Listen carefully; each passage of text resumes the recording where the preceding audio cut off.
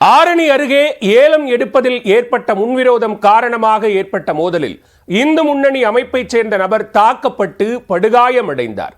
போலீசார் வழக்கு பதிந்து பாஜகவினர் மூவரை தேடி வரும் நிலையில் மோதல் சம்பவத்தின் முழுமையான பின்னணி என்ன?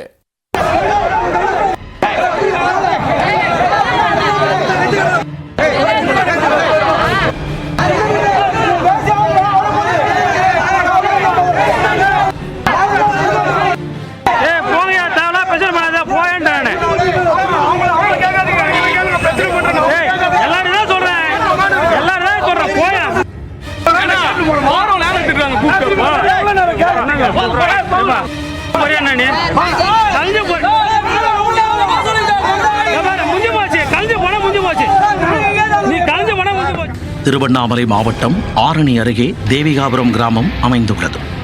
இந்த கிராமத்தில் பாஜகவைச் சேர்ந்த மாவட்ட கோவில் மேம்பாட்டு தலைவர் சுரேஷ்குமார் என்பவரின் தலைமையில் ஒரு பிரிவினர் செயல்பட்டு வருகின்றனர்.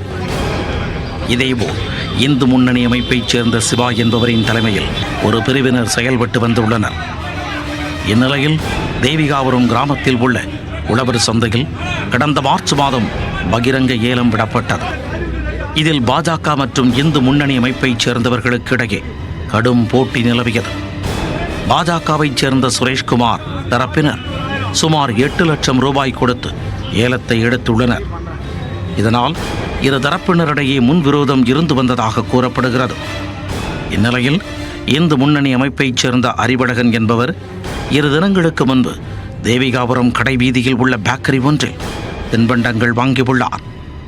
அங்கிருந்து செல்லும் போது பாஜகவைச் சேர்ந்த சுரேஷ்குமாரின் கடை முன்பு எச்சிலை துப்பிவிட்டு சென்றதாக கூறப்படுகிறது.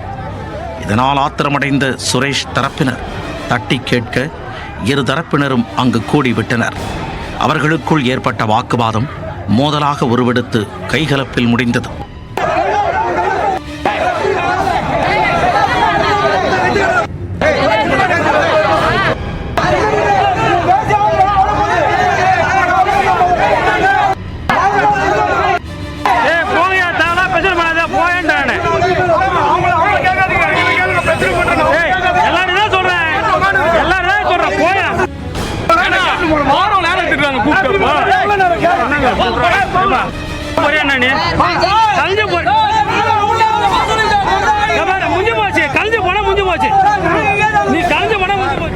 இதில் படுகாயமடைந்த இந்து முன்னணி அமைப்பைச் சேர்ந்த அறிவழகன் சேத்துப்பட்டு காவல் நிலையத்தில் புகார் கொடுத்தார்.